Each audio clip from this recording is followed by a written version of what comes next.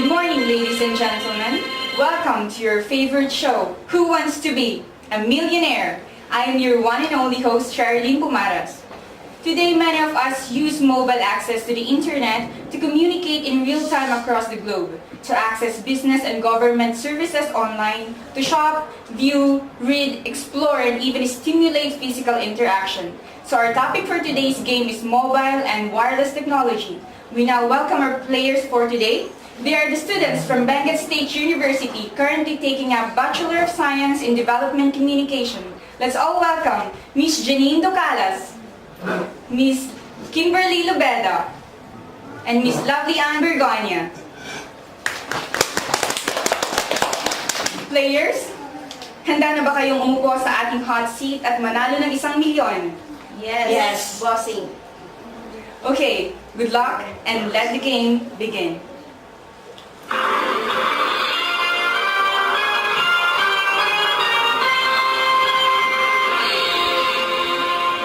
hope our topic for today will be explained thoroughly. Ang unang tanong ay nagkakahalaga ng 5,000 pesos. Makinig ng mabuti kasi isang beses ko lang babanggitin ang tanong.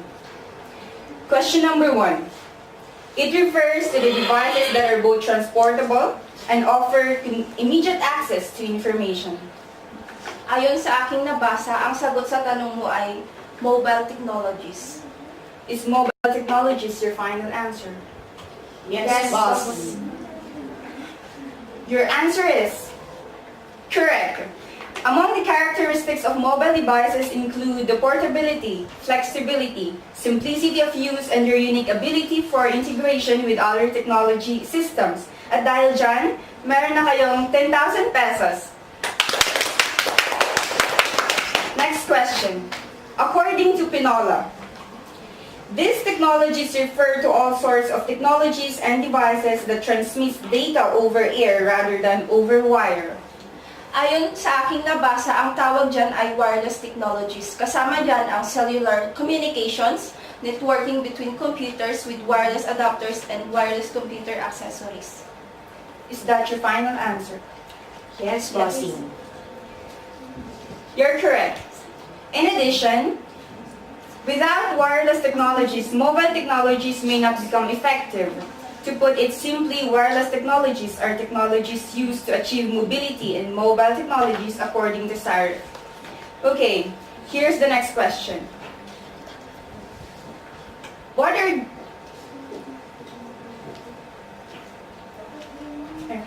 the example of mobile technologies? Enumerate at least 5. There are 5 examples. I'm going to give 5 examples. There are smartphones, laptops, netbooks, and tablets. We also have GPS and credit card payment terminals.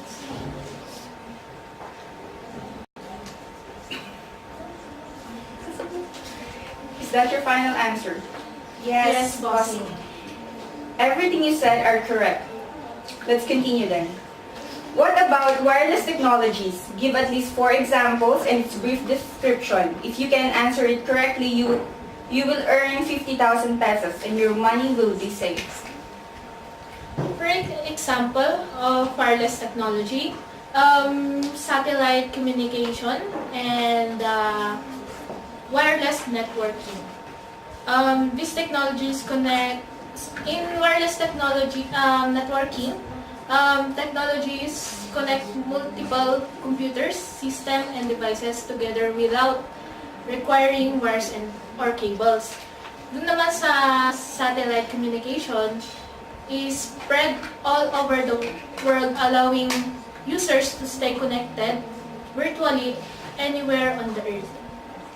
Third will be the Wi-Fi or wireless fidelity. This is a form of a low-power wireless communication used by many electronic devices such as laptops, smartphones, and others. Another example would be the Bluetooth technology. This allows you to connect a variety of different electronics devices wirelessly to a system for the transfer of sharing data. Is that all your final answer? Yes, bossing. Another correct answer. Magagaling ang mga to. You now have 50,000 pesos. Tawagin na natin si Miss Congratulations para iabot ang pera. Congratulations! Ito na po ang 50,000 pesos nyo. Your 50,000 pesos. Thank you. Gusto nyo bang ituloy ang laro o gusto nyo nang iuwi ang pera?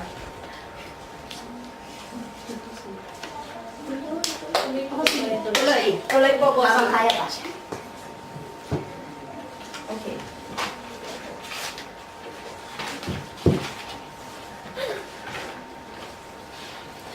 Players, I guess you are ready for the average level.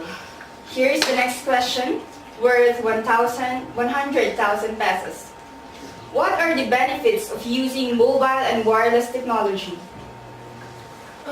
According dun sa nabasa ko, there are advantages to wireless and mobile technologies. First is the flexibility and the mobility.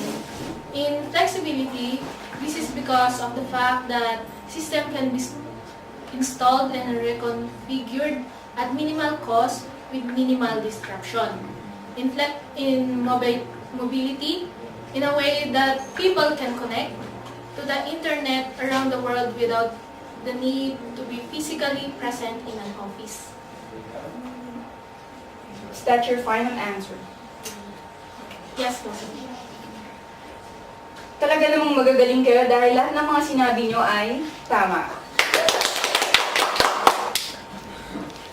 Congratulations ulit at dahil dyan, meron kayo 100 pesos. 100,000 to be exact. Kaya pa ba? Mag-usap-usap na kayo kung itutuloy nyo pa ang laro. 100,000. 100,000 na po ito. 2090. Kulang. Kasi yung hawakan mo. Tuloy pa rin, boss. Is that your final answer? Yes, bossing.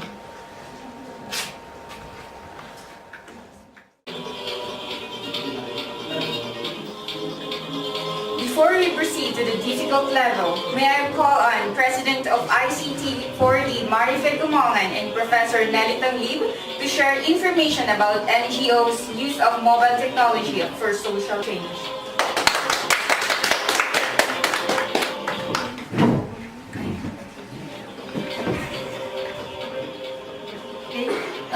Greenberg Quinlan Rosa developed a survey of NGO use of mobile technology for social change. The result shows that NGO use mobile technology is very widespread and 86% of NGO employees are using mobile technology in their work. NGO representatives working on projects in Africa or Asia are more likely to be mobile technology users than their colleagues in areas with more wide infrastructures. 99% of technology users characterize the impact of mobile technology as positive. Moreover, the applications of MCO mobile use diverse. While voice and text messaging are still the most common applications of mobile technology among NGO workers, respondents report using wireless technology in a number of other ways, including photo and video, data collection or transfer, and multimedia messaging. The survey also shows that some NGO workers using mobile technology for more sophisticated purposes, such as data analysis, inventory management, and mapping. Importantly, the amount of money invested in mobile technology correlates to a higher diversity of application. Those NGOs that spend more use this technology for higher end functions. Users of mobile technology on projects with a health focus are also more likely to use mobile technology for data purposes.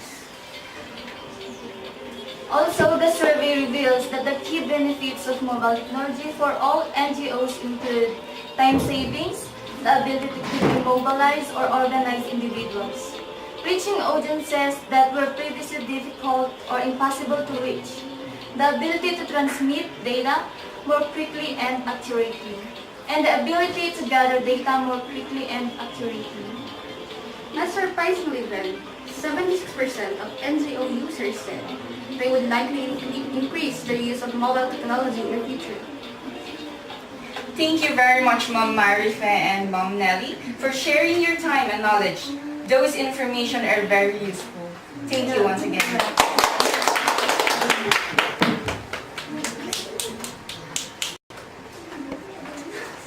Players, it is now the difficult round. Are you ready? Yes. In recent years, wireless networking has become more available, affordable, and easy to use.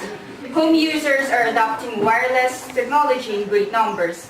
On-the-go laptop users often find free wireless connection in places like coffee shops and airports.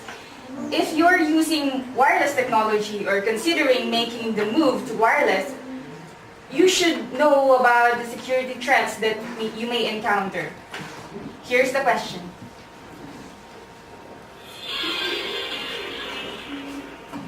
What are those threats in using mobile and wireless technologies? Threats.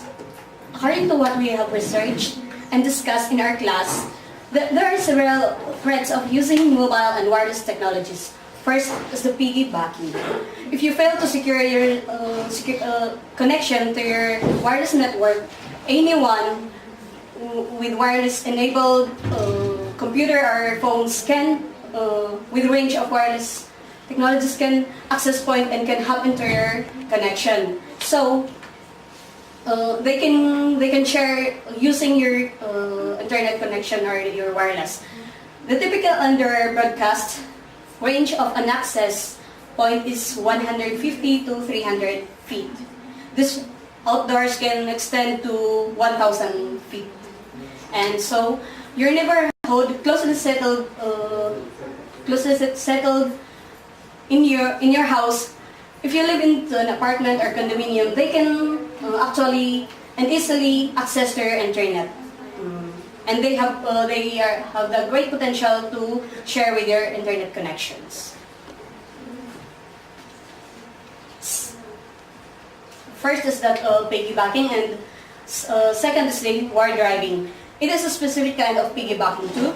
The broadcast range of wireless access point can make internet connections possible outside your home, even far away on your streets. And wire drivers often know location of your unsecured wireless connection, so they can publish information, and they can also, one threat here is the identity thief, that they can use your identity to publish such information using your wireless connection. And it's an illegal online activity connection that make it disaster, that can make disaster to your own identity and informations that you use using your wireless networks. Third threat is the unauthorized computer access. Unsecured wireless network combined that unsecured file sharing can spell disaster. Under this condition, a malicious user could access any directories and files you have allowed for sharing. Fourth threat of using the said technologies is the evil twin attack. Evil twin attack, the attacker gathers information about the public access point, then set up his or her own system to impersonate the real access point. The attacker will use a broadcast signal stronger than the one generated by the real access point. Unsuspecting users will connect using the stronger, bogus signal. Because the victim is connecting to the internet through the attacker system, it's easy for the attacker to use specialized tools to read any data that victim sends over the internet. This data may include credit cards, numbers, credit card numbers, username, and password combination, and other personal information. Yes, and the fifth threat is wireless sniffing. Many public access points are not secured and the traffic they carry is not encrypted. This can put your sensitive communications or transactions at risk. Because your connection is being transmitted in the clear, malicious users can use sniffing tools to obtain sensitive information such as passwords, bank account numbers, and credit card numbers. Next threat is the peer-to-peer connection. In the situation, an attacker with a network card configured for a local area network in which computers and network devices are in close proximity to others on the network and using the same setting as your computer may gain unauthorized access to your sensitive files. Last threat is what we call shoulder surfing. In public wireless areas, the bad guys don't even need a computer to steal any sensitive information. The fact that you may be conducting personal business in a public space is opportunity enough for them. If close enough, they can simply glance over your shoulder as you type. Or they could be peering through binoculars for an apartment window across the street. By simply watching you, they can set all kinds of sensitive personal informations. That's all po. Nakaka-tense ang round na ito. Tumama kaya lahat ang kanilang mga sinabi. Players, is that your final answer? Yes. Yes. Well said, players. You are all correct. Congratulations! And dyan, may 500,000 na po kayo! May 500,000 na kayo. Sobrang lapit nyo na sa napakalaking 1,000,000.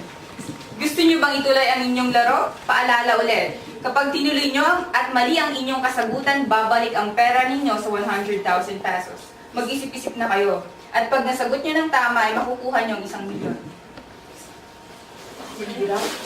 Kaya 1, 2, 3, 4, 5. Kaya ba natin? Para sa teacher natin yung 1,000,000, okay na yun? Hindi. Sure ba? Sure? Kaya. 1 million. 1 million. Gold, 1 million. Oo, yung goal yan. Yung good. Kaya. Kaya. Sige. Kaya. Good luck. Bossing. Kaya po. Pag nanalo kayo ng 1,000,000, saan nyo naman gagamitin ito? Sa akin po, ibibigay po namin sa 40% sa school, and yung party ko naman po is pagbibili ko po ng appliances. Sa akin naman po is pambayad ng utang, and the rest is pang business na po. Well, apparently they're somewhat kidding, but our very goal here is, first, since we're students of Benguet State University and we're currently enrolled in ICT 4D, and as part of development communication, we would like, if we really pray that we will win in this game. So the half isn't just for us, you know. Pagbayad sa utang, sabi nga ni ate. Pero the goal is that some of our, yung mapapalanan namin dito, i-donate. Oh, wow, donate. Milyonaryo na, mag-donate na kami para sa Benguet State University, doon sa current state niya na, yun nga, kulang-kulang tayo sa ICT technologies. And one goal is to provide secured wireless and wide coverage of wireless connection in the university for development and for the students to be updated in every information that the university wants to provide them. Yan po. Mukhang kailangan nyo talaga ng 1 milyon. Yeah. Well, kahit napunit ko na ang 500,000, I can get another check. Kasi, ayaw nyo ba talaga ng 500,000? Ito ko lang This is pa. a sure money.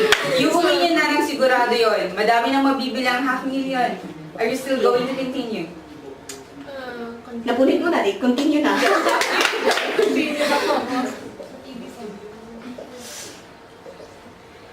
Itutuloy na natin para sa 1 milyon. Ang tanong,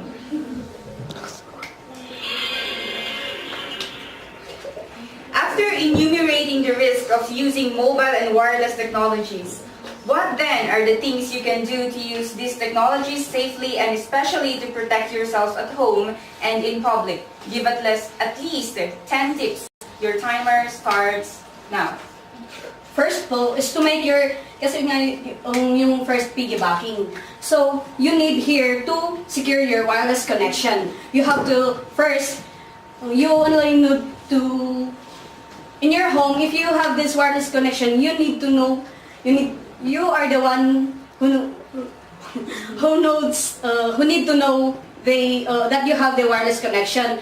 So, well, it's a, ano yun, yung parang sa'yo talaga yung connection, pero for personal use, but through this you can just use your connection para lang sa'yo.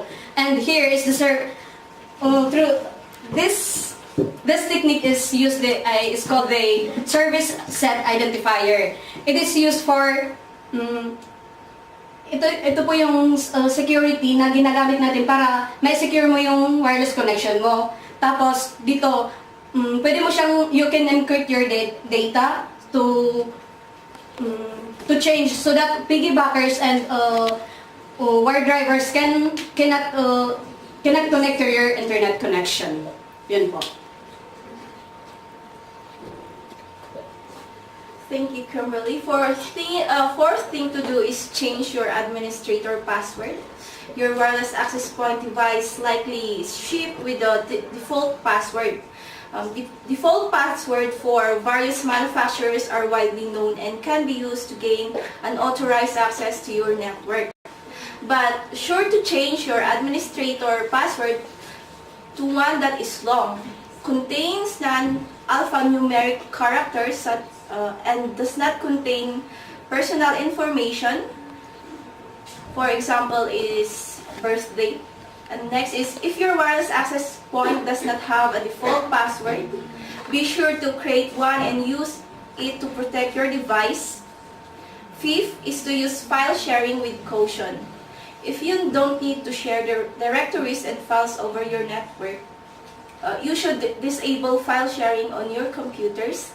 You may want to consider creating a dedicated directory for file and move or copy files to that directory for sharing. Next tips would be to keep your access point software patched and up to date.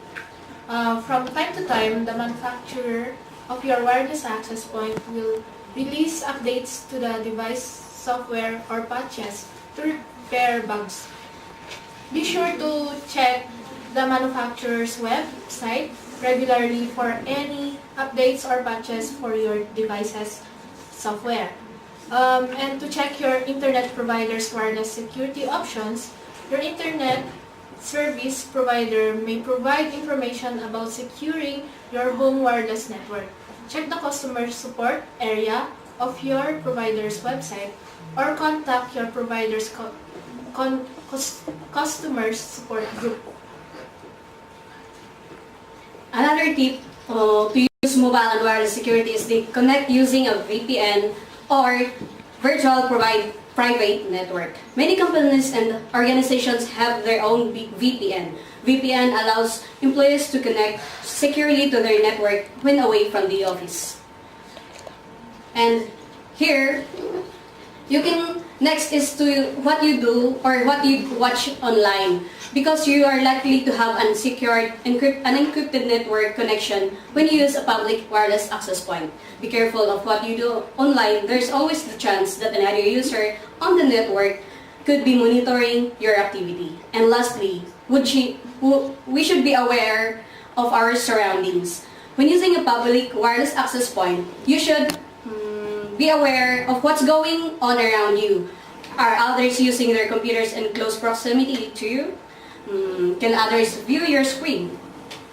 Are you sitting near a window through which someone using binoculars could get a view of your screen?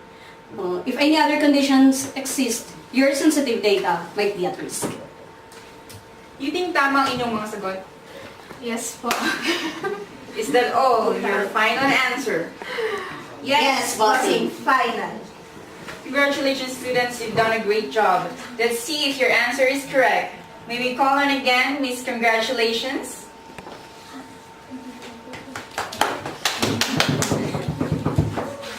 Your answer is correct.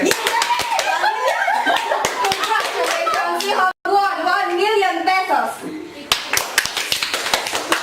Congratulations again, players.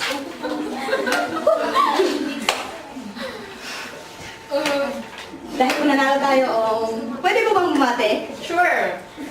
Babati lang po namin ang mga instructors namin sa DevCom, especially Sir Noel. Hi, He's, sir! as our instructor, always supporting us in every activity. And sa mga co-students po namin sa ICT4D and all the students of Benguet State University, may pang ICT na tayo. Dear audience, to summarize it all, mobile and wireless security need to be addressed by both the users of technology and law enforcement agencies in order to minimize the risk of criminal misuse. In addition to that, wireless system installed by home users, businesses and institutions have obviously advantage in terms of convenience and access. It's just that this feature also increases the risk of outside intrusion and misuse, and some types of misuse can constitute criminal offenses, and law enforcement agencies then needs to be aware of the ways in which criminals have begun to exploit the vulnerabilities of these new forms of information and communication technologies. I guess we are all done.